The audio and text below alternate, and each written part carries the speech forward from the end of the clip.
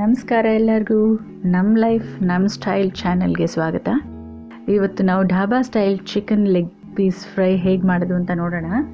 ಅದಕ್ಕೆ 12 ಲೆಗ್ ಪೀಸ್ನ ನೀಟಾಗಿ ತೊಳೆದು ಇಟ್ಕೊಂಡು ಅದಕ್ಕೆ ನೋಡಿ ಈ ರೀತಿ ಗಾಯಗಳು ಹಾಕೋಬೇಕು. ಫುಲ್ ಒಳಗೆ ತನಕ ಹೋಗಬಾರ್ದು, ಲೈಟಾಗಿ ಮೇಲೆ ಈ ಥರ ಗಾಯಗಳು ಹಾಕಬೇಕು. ಒಂದೊಂದು ಪೀಸ್ಗೂ ಒಂದು 7ರಿಂದ 8 ಈ ರೀತಿ ಗಾಯಗಳು ಹಾಕಿದ್ರೆ ನಾವು ಆಮೇಲೆ ಮಸಾಲೆ ಹಚ್ಚಿ ಮ್ಯಾರಿನೇಟ್ ಮಾಡಿ ಇಟ್ಟಾಗ ಇದ್ರೊಳಗೆಲ್ಲ ಹೀರ್ಕೊಂಡು ಉಪ್ಪು ಖಾರ ಹೀರ್ಕೊಂಡು ಫ್ರೈ ಮಾಡಿದಾಗ ಸೂಪರಾಗಿರುತ್ತೆ ಕಣ್ರಿ. ಈಗ ಮಸಾಲೆಗೆ ಬೆಳ್ಳುಳ್ಳಿ ಪುಡಿ 2 ಚಮಚ, ಅಚ್ಚ ಖಾರದ ಪುಡಿ ಅಥವಾ ಕೆಂಪು ಮೆಣಸಿನ್ಕಾಯಿ ಪುಡಿ 2 ಚಮಚ, ಮೆಣಸು ಕರಿಮೆಣಸು ಪುಡಿ ಮಾಡಿರೋದು 1.5 ಚಮಚ. ಇದು ಈಗ ಫ್ರೆಶ್ ಆಗಿ ಕುಟ್ಟಿ ಪುಡಿ ಮಾಡಿರೋವಂಥದ್ದು. ಆರಿಗ್ಯಾನೋ ಅಂತ ಸಿಗುತ್ತೆ, ಇಲ್ಲ ಅಂತಂದರೆ ಮಿಕ್ಸ್ಡ್ ಹರ್ಬ್ಸ್ 1.5 ಚಮಚ, ಉಪ್ಪು ರುಚಿಗೆ ತಕ್ಕಷ್ಟು. ಇಷ್ಟನ್ನು ಹಾಕಿ ಡ್ರೈ ಮಿಕ್ಸ್ ಮಾಡ್ಕೊಳ್ಳಿ.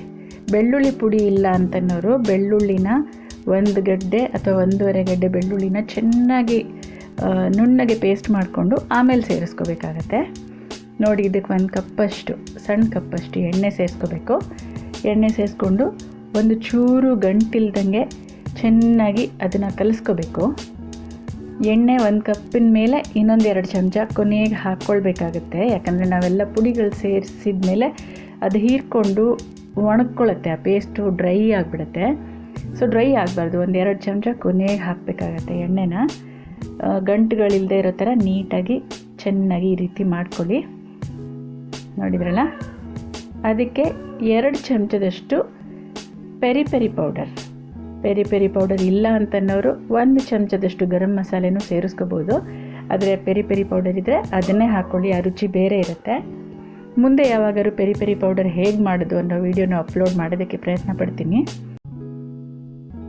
ಪೆರಿ ಪೌಡರ್ ಸೇರಿಸ್ಬಿಟ್ಟು ಚೆನ್ನಾಗಿ ಮಿಕ್ಸ್ ಮಾಡ್ಕೊಳ್ಳಿ. ನೋಡಿ, ಅದು ಹೀರ್ಕೊಂಡು ಎಷ್ಟು ಗಟ್ಟಿ ಆಗೋಯ್ತಲ್ಲ. ಇಷ್ಟು ಗಟ್ಟಿ ಆದಾಗ ಅದಕ್ಕೆ ಇನ್ನೊಂದು ಸ್ವಲ್ಪ 1-2 ಚಮಚದಷ್ಟು ಎಣ್ಣೆ ಸೇರಿಸ್ಕೊಳ್ಬೇಕು. ನೋಡಿ, ಅಷ್ಟೇ 2 ಚಮಚದ ಎಣ್ಣೆ ಸೇರಿಸ್ಕೊಂಡು ಚೆನ್ನಾಗಿ ಮಿಕ್ಸ್ ಮಾಡ್ಕೊಳ್ಳಿ.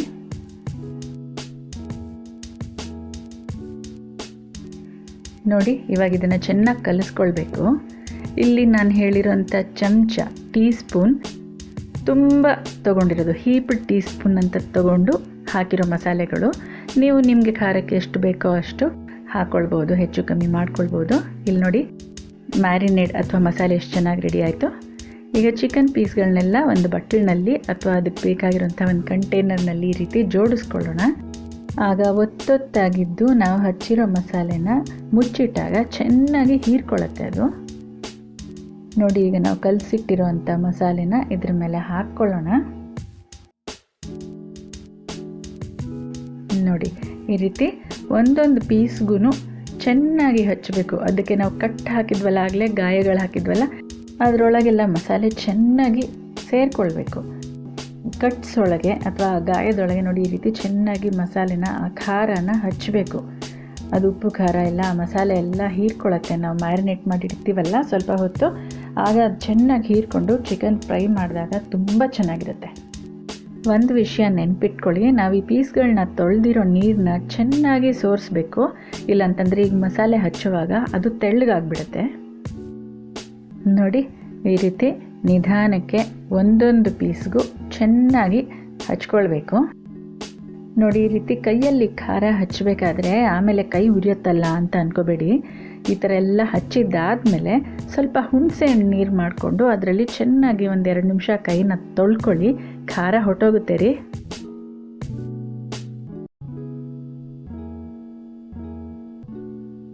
ಇಲ್ಲಿ ನೋಡಿ, ಈಗ ಆ ಪೀಸಿನ ತಿರುಗಿಸಿ ಹಿಂದೆ ಮುಂದೆ ಅದರೊಳಗೆ ಮೇಲೆ ಕೆಳಗೆ ಆ ಕಟ್ಸ್ ಒಳಗೆ ಎಲ್ಲ ಚೆನ್ನಾಗಿ ಹಚ್ಕೊಳ್ಳಿ.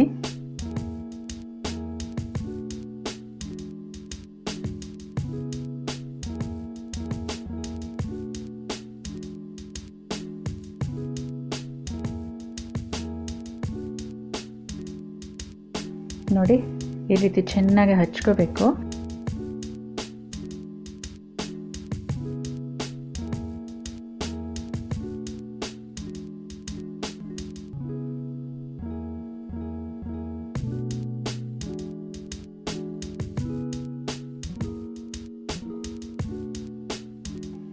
ನೋಡಿದ್ರಲ್ಲ, ಈ ರೀತಿ ಚೆನ್ನಾಗಿ ಎಲ್ಲೂ ಅದು ಬಿಳಿ ಕಾಣದೇ ಇರೋ ರೀತಿ ಚೆನ್ನಾಗಿ ಹಚ್ಕೊಳ್ಬೇಕು.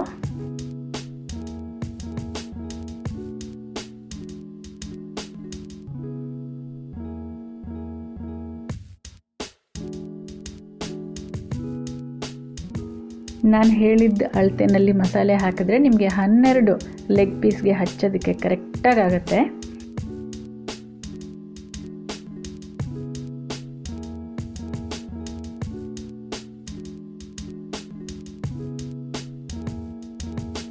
ಇಲ್ಲಿ ನೋಡಿ, ಈ ರೀತಿ ಚೆನ್ನಾಗಿ ಜೋಡಿಸಿ ಮುಚ್ಚಿಟ್ಟು ಅದನ್ನು 3/4 ಗಂಟೆಯಿಂದ 1 ಅವರ್ವರೆಗೂ ಎತ್ತಿಡಿ, ಮ್ಯಾರಿನೇಟ್ ಮಾಡಿ.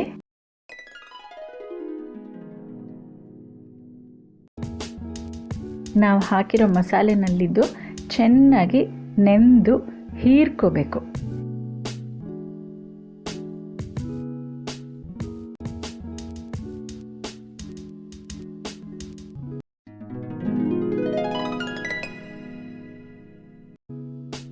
ಈಗ ಇದು 45 ನಿಮಿಷ ಮ್ಯಾರಿನೇಟ್ ಮಾಡಿ ಆಗಿದೆ. ನೋಡಿ ಎಷ್ಟು ಚೆನ್ನಾಗಿ ಉಪ್ಪು ಖಾರ ಎಲ್ಲ ಹೀರ್ಕೊಂಡಿದೆ ಅಂತ. ಇವಾಗ ಇದನ್ನು ಫ್ರೈ ಹೇಗೆ ಮಾಡೋದು ನೋಡೋಣ ಬನ್ನಿ. ಮೀಡಿಯಮ್ ಊರಿನಲ್ಲಿ ಒಂದು ಫ್ರೈ ಪ್ಯಾನ್ ಇಟ್ಕೊಳ್ಳೋಣ.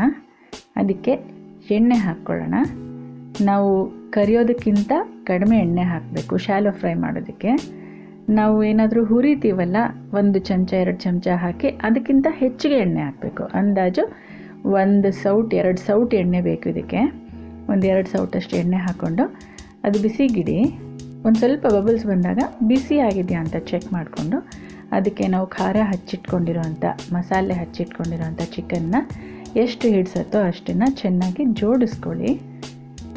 ಒಂದಕ್ಕೊಂದು ಟಚ್ ಆಗಬಾರ್ದು, ಮಸಾಲೆ ಬಿಟ್ಕೊಳತ್ತೆ ಅದು ಎಣ್ಣೆಯಲ್ಲಿ. ನೀಟಾಗಿ ಈ ರೀತಿ ಒಂದ್ರ ಪಕ್ಕ ಒಂದು ಚೆನ್ನಾಗಿ ಜೋಡಿಸ್ಕೊಳ್ಳಿ.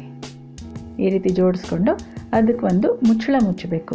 5-6 ನಿಮಿಷ ಮುಚ್ಚಳ ಮುಚ್ಚಬೇಕು. 5 ನಿಮಿಷ ಆದಮೇಲೆ ಇವಾಗ ಒಂದ್ಸರಿ ಮುಚ್ಚಳ ತೆಗೆದುಬಿಟ್ಟು ಅದನ್ನು ತಿರುವು ಹಾಕಬೇಕು. ನಿಧಾನಕ್ಕೆ ತಿರುವು ಹಾಕಬೇಕು. ಬಣ್ಣ ಡಾರ್ಕ್ ಬಂತು ಅಂತ ತಲೆ ಕೆಡಿಸ್ಕೋಬೇಡಿ, ನಮ್ಮ ಮಸಾಲೆ ಬಣ್ಣನೂ ಡಾರ್ಕೇ ಇರುತ್ತೆ. ನೋಡಿ, ಈ ರೀತಿ ಚೆನ್ನಾಗಿ ಒಂದಾದ್ಮೇಲೆ ಒಂದು ನಿಧಾನಕ್ಕೆ ತಿರುವು ಹಾಕಿ ಸ್ವಲ್ಪ ಪ್ರೆಷರ್ ಕೊಟ್ಟು ಹೀಗೆ ಮಾಡಿದರೆ ಅದು ಎಣ್ಣೆಯಲ್ಲಿ ಚೆನ್ನಾಗಿ ಬೇಯುತ್ತೆ. ಉರಿ ಜೋರು ಮಾಡೋಕ್ಕೆ ಹೋಗಬೇಡಿ, ಕಡಿಮೆ ಮಾಡಿದರೆ ಬೇಯೋಲ್ಲ, ಜೋರು ಮಾಡಿದರೆ ಸೀದು ಹೋಗುತ್ತೆ. ಮೀಡಿಯಮ್ ಉರಿನಲ್ಲೇ ಇರಬೇಕದು. ಇಲ್ಲಿ ನೋಡಿ ಎಷ್ಟು ಚೆನ್ನಾಗಿದೆ. ಮತ್ತು ಇನ್ನೊಂದು 2-3 ನಿಮಿಷ ಮುಚ್ಚಿ. 2-3 ನಿಮಿಷ ಆದಮೇಲೆ ಇದು ಚೆನ್ನಾಗಿ ಬೆಂದಿರುತ್ತೆ. ಇಲ್ಲಿ ನೋಡಿ, ಮತ್ತೆ ಎಲ್ಲಾದರೂ ನಿಮಗೆ ಫ್ರೈ ಆಗಿಲ್ಲ ಅಂತ ಅನಿಸಿದ್ರೆ ತಿರುವು ಹಾಕ್ಬೋದು. ನೋಡಿ, ಎಲ್ಲ ಕಡೆನೂ ಆಗಿದೆ ರೀ, ಎಷ್ಟು ಚೆನ್ನಾಗಿದೆ ನೋಡಿ ಇಲ್ಲಿ. ವಾವ್, ನೋಡಿದ್ರಲ್ಲ. ಈಗ ಇದಕ್ಕೆ ಸ್ಮೋಕಿ ಫ್ಲೇವರ್ ಬರಬೇಕು, ಅಂದರೆ ಹೊಗೆದು ಘಮ್ ಅಂತ ಹೊಗೆ ವಾಸನೆ ಬರಬೇಕು. ತಂದೂರಲ್ಲಿ ಅಥವಾ ನಾವು ಒಲೆನಲ್ಲಿ ಮಾಡಿದಾಗ ಹೇಗೆ ಬರುತ್ತಲ್ಲ, ಅದಕ್ಕೆ ಏನು ಮಾಡಬೇಕು ಗೊತ್ತಾ? ಇಲ್ಲಿ ನೋಡಿ, ಇದನ್ನು ಸ್ವಲ್ಪ ಅಗ್ಲಕ್ಕೆ ಮಾಡಿ ಸೆಂಟ್ರಲ್ಲಿ ಜಾಗ ಮಾಡ್ಕೊಳ್ಳಿ. ಅಲ್ಲಿ ಒಂದು ಬಟ್ಲಲ್ಲಿ ಕೆಂಡ ಮಾಡಿರ್ತೀವಲ್ಲ ನಾವು, ಆ ಕೆಂಡನ ಸೆಂಟ್ರಲ್ಲಿ ಇಟ್ಬಿಟ್ಟು ಅದಕ್ಕೆ ಒಂದು ಮುಚ್ಚಳ ಮುಚ್ಚಬೇಕು.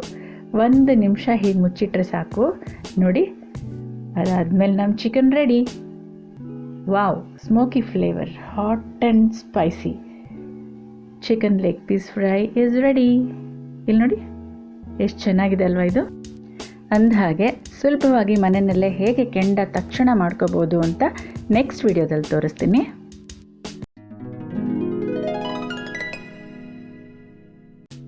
ಈ ವಿಡಿಯೋಗೊಂದು ಲೈಕ್ ಮಾಡಿ, ಈ ರೆಸಿಪಿನ ಟ್ರೈ ಮಾಡಿ, ನಿಮಗೆಲ್ಲ ಹೇಗೆ ಅನ್ನಿಸ್ತು ಅಂತ ಕಮೆಂಟ್ ಮಾಡಿ. ನಮ್ಮ ಲೈಫ್ ನಮ್ಮ ಸ್ಟೈಲ್ ಚಾನೆಲ್ಗೆ ದಯವಿಟ್ಟು ಸಬ್ಸ್ಕ್ರೈಬ್ ಮಾಡಿ, ನನಗೆ ಸಪೋರ್ಟ್ ಮಾಡಿ. Thank you.